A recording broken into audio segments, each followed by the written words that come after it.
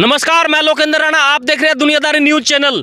हिंदुस्तान में पहली बार ऐसा हुआ है कि धारा 144 जो लगी है, पहले मनुष्य पे लगती थी, आज धारा 144 सोनीपत और जिंद डिस्ट्रिक्ट में लगी हुई है हरियाणा के, और वो भी पशुओं पर लगी हुई है। बड़ी बात, कैटल्स पर पहली बार धारा अपने जीवन काल में हम देख रहे हैं कि पहली बार धारा 144 जो कि पहले मनुष्य पर लगाई जाती थी, आज जो है कैटल्स पर लगी हुई है। आप देख रहे हैं ये एक मेला है जहाँ पशुओं का मेला है। यहाँ गाय भैंसें आती है, अपनी सब लोग लेके आते हैं बेचने के लिए। और यहाँ आज सब कुछ आप पीछे देख रहे होंगे बिल्कुल सुना, यहाँ कुछ भी नहीं है, क्योंकि धारा 144 का कहीं ना कहीं असर देखने को मिलता है। 2 साल पहले कोरोना वायरस आया था, ठीक 2 साल बाद एक और गंभीर वायरस आ चुका है, लंपी वायरस। कोरोना वायरस मनुष्य पे अटैक करता था, पहली बार एक ऐसा वायरस आया है जो वायरस पशुओं पे अटैक कर रहा है, खासकर गाय पे अटैक कर रहा है। और ये लंपी स्किन वायरस है जो काफ़ी संक्रमित कर रहा है, आजकल पशुओं को देखने में आ रहा है। और लगभग रेशो है 2000 पर लगभग 6 पशु इसमें मृत्यु प्राप्त कर रहे हैं। जानते हैं यहाँ जो मेले के जो लोग हैं उनसे जानते हैं, ये उनकी दुकान है जी। हाँ जी। आप यहाँ एक भी पशु दिखाई नहीं दे रहे, क्या कारण है इसका? ये जी बीमारी के कारण अफवाह फैली हुई है कि बीमारी है, बीमारी इस कारण से पशु आए नहीं, ना कोई मेला भरा है यहाँ पे। 4-5 दिन से पड़े हैं, यहाँ पर कोई भी काम नहीं हुआ। कब से नहीं आ रहे? ये तो जी पिछला मेला कोसली का था, वो भी खाली हो गया, खाली करवा दिया। अभी कितने दिन से नहीं है यहाँ? यहाँ 5 दिन से कोई पशु नहीं आ रहा। अच्छा। हाँ, 4-5 दिन से कोई पशु नहीं आ रहा। काम बिल्कुल ठप, बिल्कुल बंद है जी काम। कहीं ना कहीं जानकारी का अभाव भी नजर आ रहा है, लोगों को पता नहीं है। यहाँ मेले में जो लोग हैं जो पशुओं के खरीद फरोख्त करते हैं, बेचते लेते हैं, उनको अभी तक ये नहीं पता कि लिम्पी स्किन डिजीज़ की कोई बीमारी गाय के अंदर है। आपको पता है कि कोई ऐसी बीमारी फैल चुकी है? नहीं, आपको नहीं पता है? फिर आपका काम अभी कैसे चल रहा है, कैसे गुजारा कर पा रहे हो आप बस अभी? ऐसे पड़े हैं जी, जगह अपना यहीं पे पड़े हैं और कोई जाने का ठिकाना नहीं कहीं। मेले सब बंद हो रहे हैं, अब कहाँ जाएं? अच्छा। हाँ, यहीं पड़े रहते हैं, अपना खाना पीना बना लिया, खा पी के ये सो के अपना। और बाकी मेले में ना कोई दुकान है ना कोई पशु है। ये 3 दुकानें हैं बस शराब, एक चाय की, एक ये रस्सी मोरी की है, एक ही और चाय की दुकान है बस, और कुछ नहीं यहाँ पे। कहीं ना कहीं मेले में जो काम करने वाले लोग होते हैं उन पे भी आर्थिक संकट आ चुका है।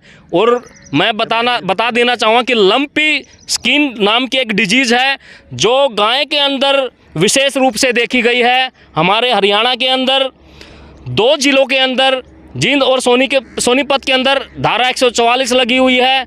एक ज़िले से दूसरे ज़िले के अंदर आप ट्रांसपोर्ट नहीं कर सकते गाय भैंस को, किसी भी को।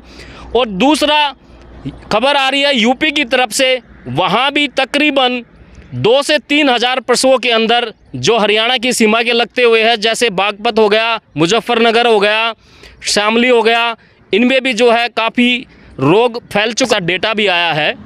तो अब इसके बाद हम अपने जो है डॉक्टर साहब जो है वेटरनिटी के, उनसे भी मिलते हैं, जानते हैं इस बीमारी के बारे में कि ये कैसे है, कैसे इसका रोकथाम होगा, क्या घबराने की आवश्यकता है या नहीं है। चलिए चलते हैं, आपको दिखाते हैं आगे। संजीव आ जाओ भाई, जल्दी आ जाओ, क्योंकि डॉक्टर साहब का भी टाइम हो चुका जाने के लिए। और लंपी स्किन जो डिजीज़ है उसके बारे में हम लोग बात करेंगे। जल्दी आओ भाई, आ जाओ। नमस्कार सर।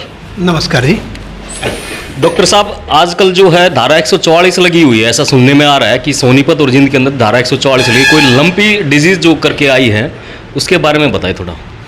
ये लंपी स्किन डिजीज़ है, ये एक वायरल डिजीज़ है और आमतौर पे जो होना है ज़्यादातर गाय में, लेकिन भैंसों में भी इसका प्रकोप पाया जाता है। और बीमारी के इसके जो लक्षण हैं, जिससे हमारे जो पशुपालक भाई हैं, जो आम ऐसा पशुपालक भाई हैं जो बता कर सकते हैं, इसमें शरीर पे छोटी छोटी गांठें सी हो जाएंगी जी। और जो गांठें होती हैं वो थोड़ी सी सख्त सी होती हैं। पहले आमतौर पे जो ये गर्दन का एरिया होता है यहाँ से शुरू होती हैं, उसके बाद पेट पे चली जाएंगी, और फिर सबसे लास्ट में जो पूछड़ वाला एरिया होता है जिसको मोड़ी बोल देते हैं, वहाँ पर भी होंगी। अच्छा, पहले जो शुरुआत में पता चला कि गर्दन से शुरुआत होगी इस चीज़ की? आमतौर पर वहाँ से शुरू होती है। अच्छा। हाँ, ज़्यादातर में ये होता है, लेकिन कई बार क्या होता है कि पेट पे भी आ जाते हैं, कई बार ऐसा होता है सारे पे एक बार में आ जाती है गांठें सी। अपने हरियाणा में कब से फैली क्या था, जो ना अभी थोड़ा सा जो ना कुछ तकरीबन जो ना रिपोर्टेड केस होने लगे हैं हफ्ते 10 दिन से। हाँ, 10 दिन से मान लो जब केसेज कुछ आने लगे हैं। लगभग अनुमानित कितने केसेज आ चुके हैं अब तक? अभी तक हमारे पास यहाँ खरखोदामत ऐसा कोई रिपोर्टेड केस नहीं है जिसमें इस तरह की ऐसा है कि बीमारी के जो है लक्षण आए हुए हों। हाँ, लेकिन हम प्रिकॉशन के तौर पे लोगों को जागरूक कर रहे हैं, उनको जो बीमारी के लक्षण वो बता रहे हैं। क्या भाई उस पर गांठें सी हो जाएंगी, बुखार हो जाएगा, मुंह से राड़ आएगी। सोनीपत में कितने केसेस आ चुके हैं? अभी कोई कंफर्म्ड केस नहीं है। अच्छा। अभी पीछे जो हमने जो प्रोग्रेसिव फार्मर्स और जो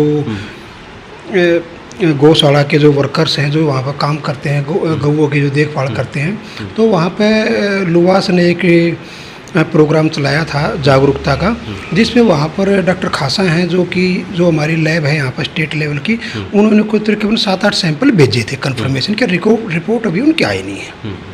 इसके ये भी सुनने में आ रहा है कि कहीं ना कहीं शंका है लोगों में कि भाई जिस गाय को ये हो चुका है, लंपी स्किन डिजीज हो चुकी है, उसका दूध पीने से भी उसमें आ जाएंगे, क्या ऐसा कुछ है?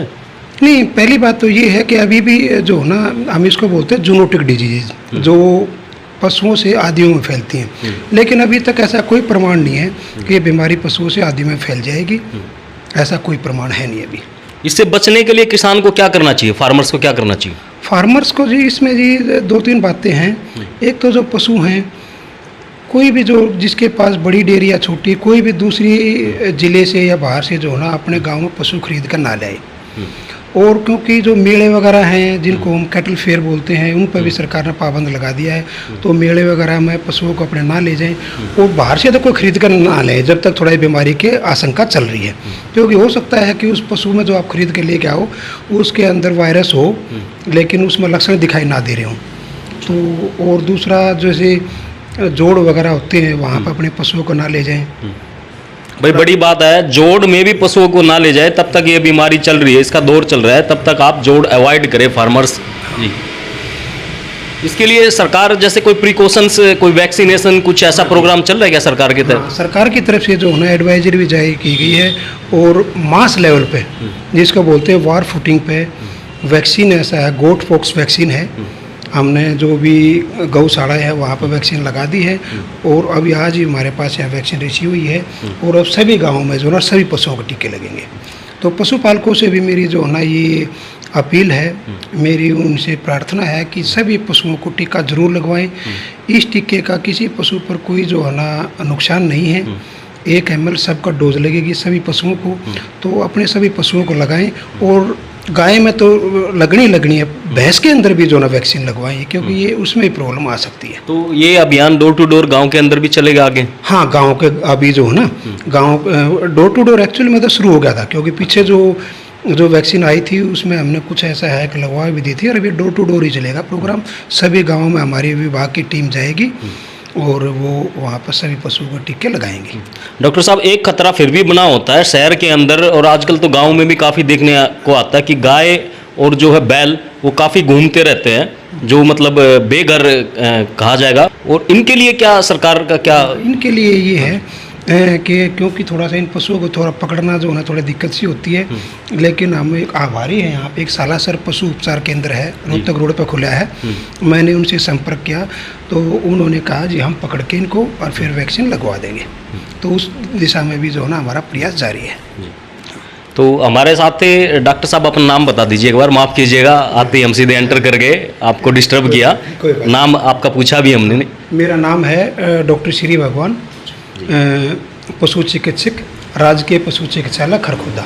हमारे साथ थे डॉक्टर श्री भगवान, जिन्होंने बड़ी अच्छी से बताया कि भाई इस बीमारी से कैसे बचा जाए और कैसे इसकी रोकथाम हो। तो चैनल को आगे लाइक, शेयर, सब्सक्राइब जरूर करें, ज़्यादा से ज़्यादा शेयर करें ताकि और किसान भाइयों को जानकारी मिल पाए।